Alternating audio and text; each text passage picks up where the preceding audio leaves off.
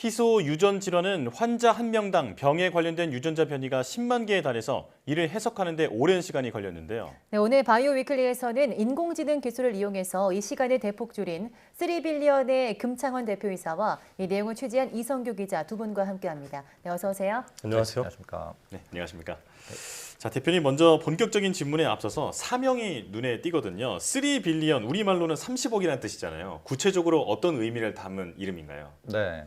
인간 유전체 전체는 30억 개의 이제 DNA로 구성이 돼 있고요. 예. 인간 게놈 프로젝트가 끝난 직후 2001년 정도에는 환자 유전체 전체를 한번 읽어내는데 1,000억 정도 비용이 들었었습니다. 근데 이제 기술이 엄청나게 빠르게 발전해서 2015년 말에 100만 원 수준으로 낮아졌고요. 그 시점에서 3빌리언은 전체 환자 유전체를 읽는 데 들어가는 비용이 진단을 위한 비용으로 감내할 만한 수준으로 낮아진 시점. 그게 이제 2016년 11월 저희가 사업을 시작했을 때고요. 예. 그 시점에서 저희가 30억 개 DNA 염기서열 전체를 읽어서 진단 가능한 8,000종 정도의 희소 유전 질환을 모두 진단한다는 그런 이제 기업의 의미를 담아서 3빌리언이라고 이름을 지었습니다. 네, 다양한 의미가 내포되어 있는 이름인 것 같은데 그 이성규 기자, 그 희소 유전 질환이 다소 용어가 좀 생소한데요. 어떤 질환입니까? 그 희소라는 말에서 알 수 있듯이 이 환자가 굉장히 좀 레어한 케이스, 드문 질환을 말을 하는데요. 희소 질환은 2,000명 가운데 1명 이하로 발병하는 질병으로 정의가 됩니다. 예. 현재 10,000종 이상의 희소 질환이 밝혀져 있는데 이 가운데 80%가 유전적인 요인으로 발병하는 유전 질환에 해당하고요. 이 8,000여 종의 희소 유전 질환들은 환자의 증상만 가지고는 판단이 매우 어려운 그런 한계가 있습니다. 예를 들어서 이 난청 증상을 유발할 수 있는 희소 질환은 870여 개나 되는데 환자 증상으로만 이 870여 개의 질병 가운데서 환자가 어떤 난청 질환을 가지고 있는지 판단하는 건 매우 어렵다 이렇게 볼 수 있습니다. 예. 네. 지금 이제 희소 질환이 굉장히 진단이 어렵다 이런 거잖아요, 대표님. 네. 그래서 이거를 뭐 어떻게 진단하느냐 굉장히 궁금한 건데 사실은 이 유전자 분석 자체는 앞서 설명했듯이 NGS라는 장비가 있어서 이 장비가 이제 예전보다 굉장히 빨리 해준다. 거기까지 이해가 됐는데 이 결과가 나오는 그 유전자 변이가 굉장히 많잖아요. 이걸 어떻게 이렇게 시간을 단축시키는 건지 그 부분을 좀 설명해 주시죠. 네. 이제 환자 유전체를 이제 읽으면은 전체 이제 지놈에서 한 500만 개 정도 유전 변이가 나오고요. 이 중에서 유전자 부위에서만 나오는 변이로만 국한을 하면은 10만 개 정도 변이로 이제 줄일 수가 있습니다. 예. 10만 개 변이 각각에 대해서 수십 개 정도 이제 룰을 적용을 하면은 그러면 이제 곱하기 하면은 수백만 번 정도의 이제 판정이 필요하다는 계산이 나옵니다. 그래서 환자 한 명의 진단을 위해서 정보를 취합하고 수백만 번 정도의 판정이 필요하다는 이 말은 이제 생각해 보시면은 인간의 손으로는 이제 더 이상 이 문제를 효과적으로 해결할 수 없다라는 이제 결론이 나옵니다. 예. 그래서 3빌리언은 이제 희소 질환 진단을 위해서 유전 변이 해석에 필요한 모든 데이터를 자동화하고 수집하고 가공하고 수십 개로 구성된 표준 유전 변이 해석 기준에 맞춰서 적용하는 부분도 자동화를 했고요. 이 과정에서 들어가는 시간을 이제 전체 5분 이내로 줄였습니다. 그래서 물론 이제 인공지능 시스템을 통해서 해석된 내용이 그대로 이제 검사 결과로 병원에 전달되지는 않고요. 최종적으로 내부 임상유전학팀이 환자의 증상과 발견된 병원성 유전 변이가 위반하는 질병의 상관성을 검증을 한 후에 변이 해석 판정 결과도 최종적으로 이제 매뉴얼 큐레이션을 통해서 검증을 거친 후에 결과가 병원으로 전달이 되게 됩니다. 그렇군요. 자, 이 희소질환 유전자 진단과 관련해서 이성규 기자가 현장을 취재하고 왔는데요. 현장 인터뷰 영상 보고 대담 이어가겠습니다. 여기 라이커리 패스인데 이게 무슨 의미인 건가요? 저희가 변이를 분류를 할 때 ACMG 가이드라인에 따라서 분류를 하게 되는데 5가지의 클래시피케이션이 있어요. 패소제닉, 라이클리 패소제닉, VS, 라이클리 비나인, 비나인. 여기서 이제 패소제닉 또는 라이클리 패소제닉은 이제 병원성이 높다는 의미이고 이거는 곧 질환을 일으킬 가능성이 높다는 것을 의미하게 됩니다. 이 유전자 변이가 질병이랑 관계가 애매모호한 그런 질병 변이들도 있나요? 보통 ACMG 가이드라인에 따라서 그게 VUS로 판단이 되고 있고 그 VUS로도 환자의 증상을 굉장히 잘 설명을 하고 엄청 레어한 변이이면서 그다음에 저희가 개발한 그 3CNET 같이 인공지능 스코어에서도 높은 수치를 보이는 경우에 있어서는 저희가 레포트를 하긴 하지만 사실 VUS이기 때문에 이거는 진단에 바로 이용하기보다는 의사분들께서 그 레포트를 받은 임상의 분들이 다시 한번 환자를 보면서 이제 판단을 하시고 추가적으로 가족 검사나 페노타이핑 또는 이제 실험이 가능하다면 펑셔널 스터디 등을 통해서 변이를 업그레이드 할 수가 있겠습니다. 지금 이 논문의 결과는 이게 어떤 논문인 거죠? 히어링 로스를 연구하시는 이제 분당 서울대 병원에서 이제 주축이 돼서 시행한 논문이고요. 약 200명의 이제 난청을 가진 환자를 대상으로 이제 엑솜 시퀀싱을 했을 때 엑솜 시퀀싱에 대한 데이터 분석을 이제 실제 사람이 직접 분석한 것과 저희 소프트웨어를 통해서 분석한 것에 이제 얼마나 이제 일치하고 어떤 게 더 성능이 좋은가를 평가하는 이제 논문입니다. 그 교수님 연구원분들이 하신 그 결과와 저희 인공지능 소프트웨어를 통해서 한 결과가 약 97% 정도가 이제 일치를 해였고, 지금 이제 그 논문의 결과를 봐도 이 인공지능이 분석한 것과 원래 사람들이 하는 것과 굉장히 일치도 높게 나왔잖아요. 근데 아무래도 이제 관건은 우리가 이제 그 불확실성 유전자 변이 VUS라고 부르는 이 변이를 어떻게 해석하는지 그게 이제 가장 궁금할 것 같은데요. 좀 더 구체적으로 설명해 주시죠. 네.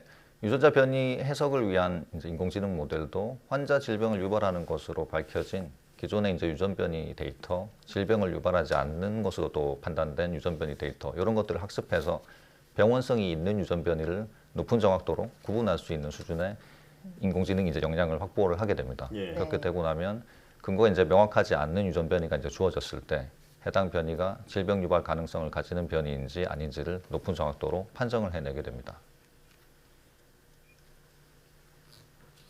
이 과정에서 요 과정에서 이제 보면 이제 인공지능 병원성 유전 변이들이 가지는 다양한 특성들, 예를 들면 변이가 이제 어떤 유전자에서 유발이 됐는지, 변이의 유전자 내 위치는 어디쯤에 존재하는지, 변이의 이제 종류는 어떤 건지, 병원성 변이와 다른 병원성 변이들과 상대적 거리는 어떻게 되는지, 진화적 보존성은 어떻게 구성이 됐는지, 변이 집단 내에서 얼마나 이제 빈번하게 발견되는지, 이런 굉장히 다양한 정보들을 인공지능이 학습해서 병원성 변이 해석 능력을 계속 이제 높여 나갈 수 있게 됩니다.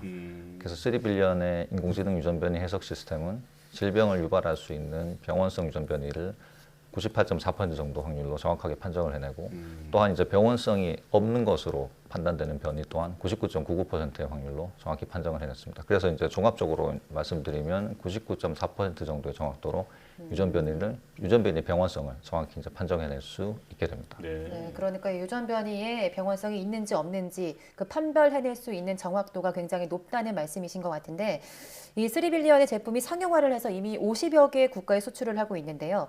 타 제품과 비교했을 때 경쟁력이 있다면 어떤 걸 꼽을 수 있을까요? 네, 앞서 설명 이제 드렸다시피 이제 3빌리언은 인공지능 유전 변이 해석 시스템을 가지고 요거를 기반으로 유전 변이 해석에 들어가는 시간과 비용을 획기적으로 낮춘다는 부분, 이 부분의 해석의 품질을 높인다는 부분에 저희 3빌리언 혁신의 포인트가 있습니다. 예.